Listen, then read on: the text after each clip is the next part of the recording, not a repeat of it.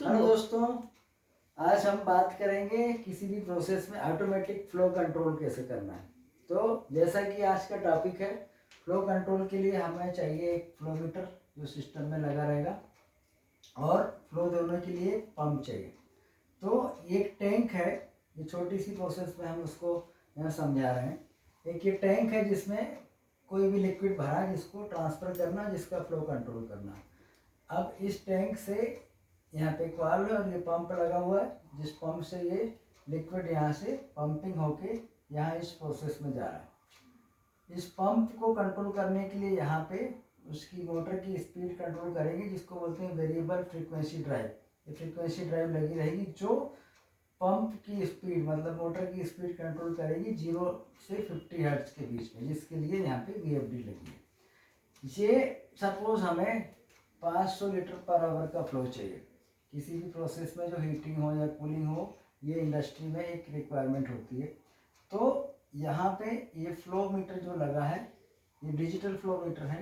इसका जो आउटपुट होता है वो इस कंट्रोलर में जाता है। ये कंट्रोलर क्या करेगा, यहाँ से कितना फ्लो आ रहा है सिस्टम में इसको रीड करेगा और यहाँ पे बताएगा। तो हमने यहाँ पे दिखाया कि सेट वैल्यू हमने डाली 500 लीटर पर आवर और प्रेजेंट वैल्यू मतलब फ्लो कितना चल रहा है वो यहाँ पे दिखाएगा। अब क्या होता है, ये पंप चला, यहाँ से लिक्विड ट्रांसफ़र हो रहा है, ये फ्लो मीटर से इस प्रोसेस में जा रहा है।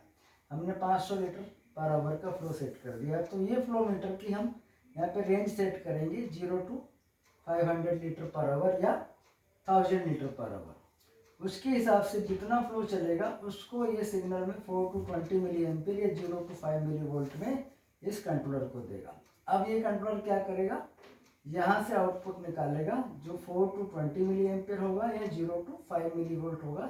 ये ऑप्शनल होता है, हम उसको अपने रिक्वायरमेंट के हिसाब से सेलेक्ट कर सकते हैं। 0 to 5 मिली वोल्ट चाहिए या 4 to 20 मिली एम्पीयर चाहिए।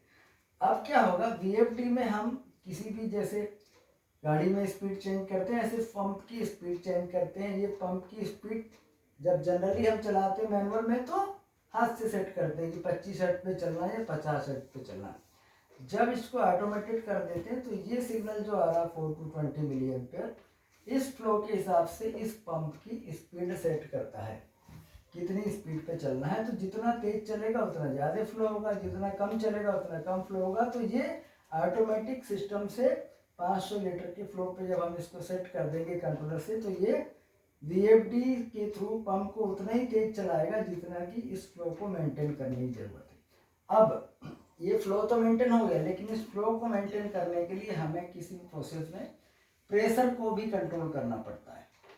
कितना प्रेशर रखेंगे, तो उसके लिए यहाँ पे CPM वाल्व लगा है। CPM वाल्व मतलब कांस्टेंट प्रेशर मॉनिटरिंग वाल्व। तो इस प्रोसेस में हम इसको जनरली 0.5 kg 1 kg या 3 kg जो भी प्रेशर सेट कर देंगे उतना प्रेशर सिस्टम में मेंटेन करके रखेगा। इस प्रेशर के थ्रू और इस कंट्रोलर के थ्रू VFD कंट्रोल होगी और जो हम फ्लो चाहेंगे वो इस पर हमें मिल जाएगा। तो ये छोटी सी प्रोसेस है जिसको हमने यहाँ समझाने की कोशिश करी। इसको कंट्रोलर से भी कंट्रोल कर सकते हैं, जब कॉम्प्लिकेटेड प्रोसेस होती है तो उसको PLC के थ्रू कंट्रोल होते हैं, बट बेसिक सिस्टम यही होता है।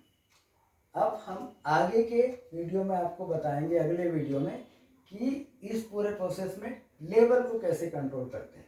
यदि आपकी कुछ स्पेसिफिक रिक्वायरमेंट हो तो हमें कमेंट करके बताइए, हम आपकी रिक्वायरमेंट के हिसाब से आपको वीडियो बना के देंगे और आपकी प्रॉब्लम होगी इसका सॉल्यूशन भी देंगे। Thank you.